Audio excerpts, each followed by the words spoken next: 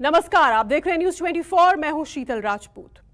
राजनीति सत्ता के शिखर तक पहुंचने वाली वो सीढ़ी है जिसके हर डंडे पर दांव लिखा है। लोकतंत्र के ताने बाने पर छपे सियासी चेहरे जो सिर्फ अपने फायदे, अपने मुनाफे से मतलब रखते हैं। सियासत के मैदान में दोस्त, दुश्मन और भाई को चित्त करने के लिए हर दांव जायज होता है।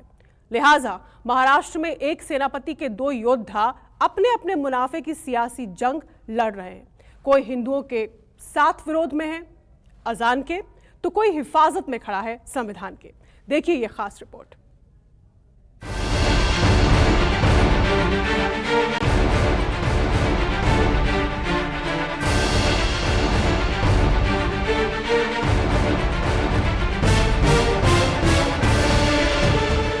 एक परिवार से निकले दो योद्धा, दोनों का एक मसीहा। एक के तेवर सख्त, दूसरे के तेवर नरम। एक के हाथ में कानून की हिफाजत करना, दूसरे के हाथ में कानून का हर नियम तोड़ना। सत्ता की चाह में एक योद्धा ने सियासत का बड़ा मकाम हासिल किया, तो दूसरा उपेक्षित योद्धा जिसके तल्ख तेवरों ने सियासत के समंदर में तूफान ला दिया है। एक संरक्षक जिसने दोनों योद्धा को अंगुली पकड़कर चलाना सिखाया, सियासत के दुश्वारियों से लड़ना सिखाया। लेकिन बेटी और भतीजी के फर्क के लकीर ने एक योद्धा को सत्ता के शिखर पर पहुंचा दिया, तो दूसरा योद्धा जमीन पर तोड़फोड़, शोला बयानों से सियासत की चिंगारियां सुलगा रहा है। जब सत्ता के जन्म सिद्ध अधिकार वाले उत्तराधिकारी उद्धव ठाकरे ने सियासी विरासत को आगे बढ़ाना शुरू कर दिया, तो सत्ता के दावेदार राज ठाकरे के सारे दाव फेल होते गए। और फेल होती सियासत की चाल में सब राज ठाकरे का सियासी रास्ता देखने लगे, तो फिर उन्होंने अपनी सियासत में नई जान फूंकने की कोशिश शुरू की। माझा विरोध नाही, पण या मशिनींवरती लागलेले भोंगे हे खाली उतरवावेच लागतील। या सरकारला हा निर्णय घ्यावाच लागेल। राज ठाकरे की सियासत का ये नया उद्घोष है। धर्म के नाम पर सियासत का धंधा करने निकले राज ठाकरे अपनी राजनीति को जिंदा करने की कोशिश में जुटे हैं। धमकी, डर, खौफ, तोड़फोड़, आगजनी के बाद राज ठाकरे ने धर्म के नाम पर धमकी वाली राजनीति का चिराग जलाया है। आजच सांगतोय, आत्ता सांगतोय,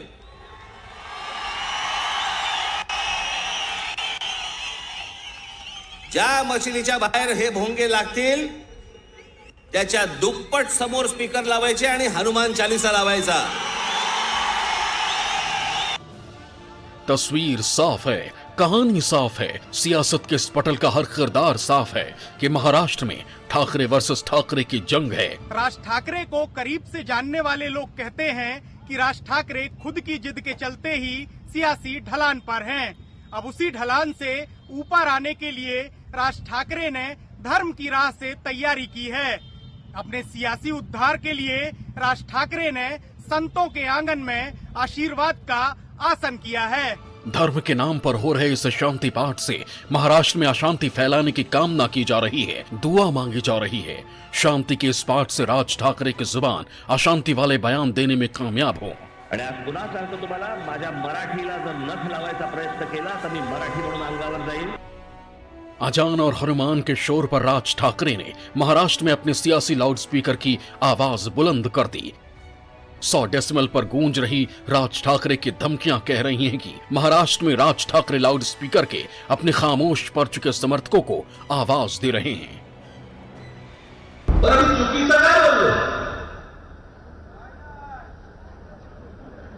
या मशिनींवरच्या भोंग्याचा अख्ख्या देशाला त्रास होतोय। ह्याच्यामध्ये धार्मिक विषय कुठे आहे? आणि जर सांगून जर तुम्हाला समजत नसेल की हे भोंगे खाली उतरवा, तुम्ही आम्हाला विनाकारण त्रास देऊ नका, हे जर नीट सांगून समजत नसेल तर तुमच्या मशिदीच्या बाहेर आम्ही हनुमान चालीसा लावणार म्हणजे लावणार। एक ही बार इसकी क्लास में बैठकर जिन्होंने सियासत के सबक लिए हों, तो भला वो एक दूसरे से कैसे डरे। राज ठाकरे की धमकी को मुख्यमंत्री उद्धव ने हवा कर दिया। कहा, बाला साहब ने सिखाया है कि दादागिरी कैसे तोड़नी है। महाराष्ट्र में शिवसेना ने बीजेपी के साथ मिलकर सियासत के कई बसंत देखे, केंद्र से लेकर राज्य तक सत्ता के सुख भोगे। लेकिन उद्धव को जब इस बात का पता चला कि वो मुख्यमंत्री बन सकते हैं, तो उन्होंने बीजेपी से किनारा कर शरद पवार के साथ मिलकर महाराष्ट्र में सरकार बना ली। उद्धव ने बीजेपी से नाता तोड़ा तो बीजेपी को दिन रात कोसने वाले राज ठाकरे हर सांस पर बीजेपी का समर्थन कर रहे हैं। तो शिवसेना कह रही है कि राज ठाकरे बीजेपी का लाउडस्पीकर बनकर गली गली शोर मचा रहे हैं। बीजेपी के इशारे पर राज ठाकरे अपने डेसिबल को बढ़ा रहे हैं, घटा रहे हैं। लेकिन राज ठाकरे लाउडस्पीकर की इस आवाज को बंद करना नहीं चाहते हैं और इस आवाज के सहारे ही वो सियासत में अपनी आवाज बुलंद करना चाहते हैं। औरंगाबाद में सजाए जा रहे इस मंच से राज ठाकरे एक बार फिर अपने राजनीतिक करियर का उद्घोष करेंगे। ये बात अलग है कि महाराष्ट्र में लाउडस्पीकर की आवाज कम हो गई है, लेकिन राज ठाकरे ने सियासी लाउडस्पीकर की आवाज को पूरा खोल दिया है। कहते हैं राज ठाकरे बाला साहब के नक्शे कदम पर ही अपनी सियासत को आगे बढ़ा रहे हैं। दोनों शानदार कार्टूनिस्ट, दोनों शानदार वक्ता, दोनों की एक जैसी चाल ढाल और दोनों का एक जैसा तेवर, एक जैसा ही गुस्सा। 1 मई को औरंगाबाद में राज ठाकरे लाउडस्पीकर पर अपनी आवाज को बुलंद कर मस्जिदों से लाउडस्पीकर हटाने की धमकियां देंगे। लेकिन शिवसेना राज ठाकरे की इस एक्टिंग को नकली बता रही है। कोई अगर बाला साहब की कॉपी करना चाहता है तो तुम क्या कर सकते हो? कोई अगर बाला साहब की कॉपी करना चाहता है तो तुम क्या कर सकते हो? वैसे तो महाराष्ट्र में महाराष्ट्र मानुस की लड़ाई होती आई है। मराठा मानुस के लिए हर पार्टी जान देने की जंग लड़ रही है। लेकिन इन दिनों महाराष्ट्र में हिंदुत्व की हवा चली है, तो राज ठाकरे उसी हवा के साथ चल रहे हैं। यही वजह है कि लाउडस्पीकर वाले मुद्दे पर लाउड बोल रहे हैं। राज ठाकरे ने अपने प्रोग्राम का नया कैलेंडर जारी कर दिया। इसे पढ़िए और राज ठाकरे के सियासत के मायने समझ जाइए। राज ठाकरे इन दिनों सबसे ज्यादा सुर्खियों में हैं। अब आपको बताते हैं राज ठाकरे के सियासी कैलेंडर के बारे में। 1 मई को औरंगाबाद में रैली। औरंगाबाद मुस्लिम बहुल इलाका है। 3 मई को इसके बाद अक्षय तृतीया के दिन महाराष्ट्र में महाआरती करेंगे। 5 जून को राज ठाकरे अयोध्या जाने वाले हैं। राज ठाकरे ने महाराष्ट्र में उस हिंदू वोट बैंक पर नजर गड़ाई है जिसे उद्धव ठाकरे के साथ देखा जाता है। यही वजह है कि राज ठाकरे ने महाराष्ट्र में परिवार के अंदर की असली हिंदू की लड़ाई छेड़ दी है। मतलब ठाकरे परिवार में जंग इस बात की जारी है कि असली हिंदूवादी राज ठाकरे हैं या फिर उद्धव ठाकरे। राज ठाकरे 5 जून को अयोध्या जाने वाले हैं, सो राज ठाकरे ने अभी से माहौल बनाना शुरू कर दिया है। राज ठाकरे की पार्टी ने अयोध्या दौरे के लिए स्पेशल ट्रेन की मांग की है। पार्टी ने रेल मंत्री को चिट्ठी लिखकर 2 और 3 जून को स्पेशल ट्रेन का इंतजाम करने की मांग की है। महाराष्ट्र में चल रही हिंदुत्व की हवा में राज ठाकरे अपनी सियासी धूल को आसमान पर रखने की कोशिश में हैं।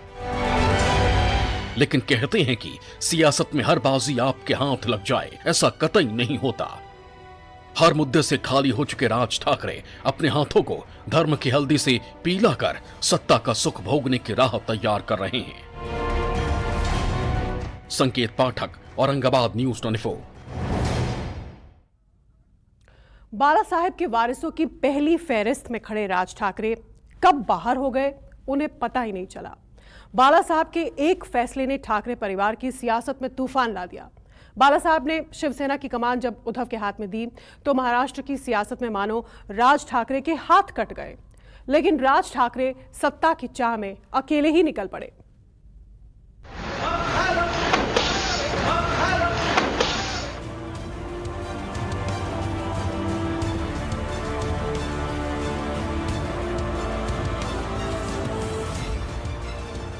देशभरातल्या माझ्या सर्व देशभक्त हिंदू बांधवांना माझी विनंती आहे की तयारीत राहा।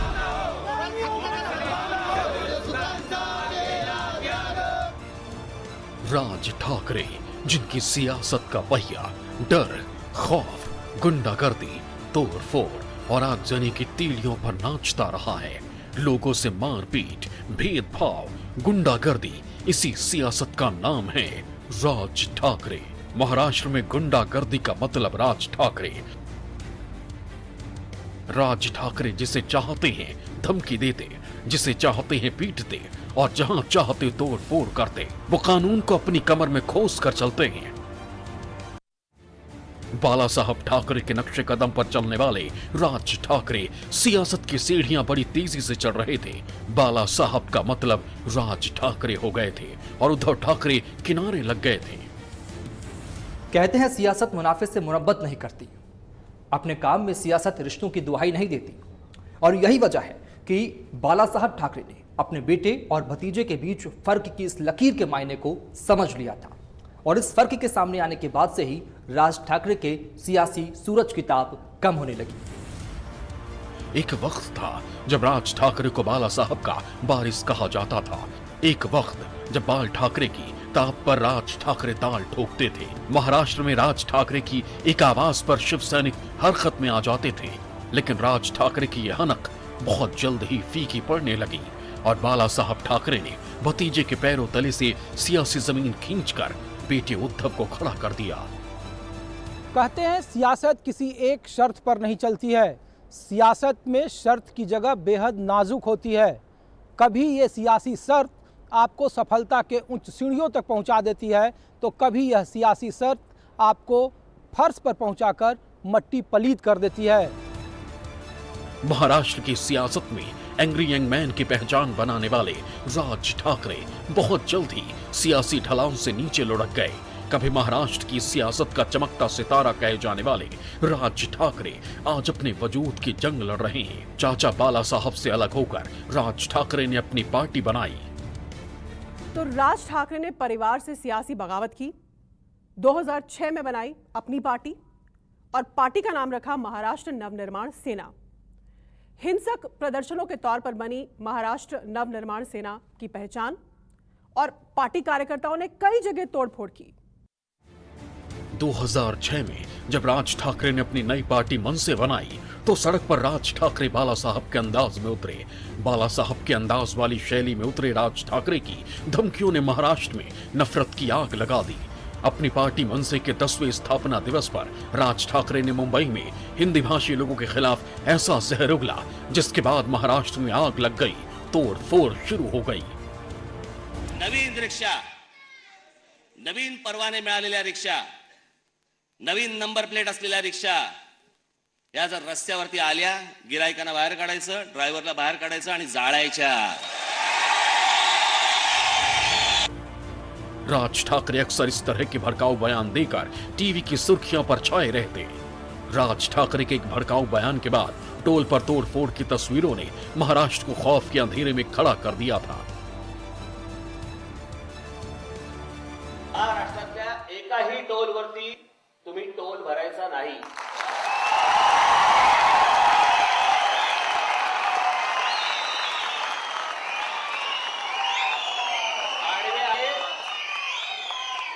आडवे आले तर तुडवून काढा।